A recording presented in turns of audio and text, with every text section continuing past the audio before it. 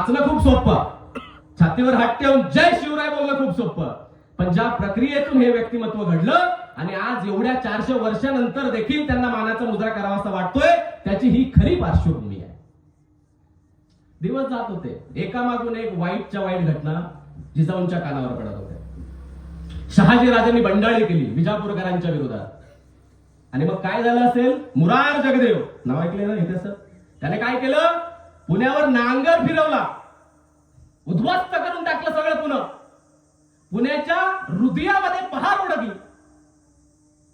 ऐकून येता झाली, कारण पुणे म्हणजे हृदयाच्या अगदी जवळ जिजाऊंच्या सगळ्या मराठ्यांच्या.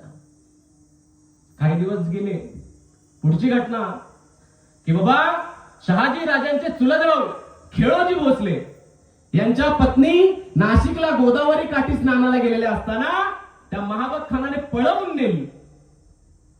दिवसा ढवळ्या आपल्या समोर आपल्या स्त्रिया सुरक्षित नाहीत हे ऐकून जिजाऊंचं मन हलवून जात होतं. गर्भात असलेल्या राजा शिवाजींवर देखील ऊर्जेच्या स्वरूपात हे सगळे संस्कार होत होते.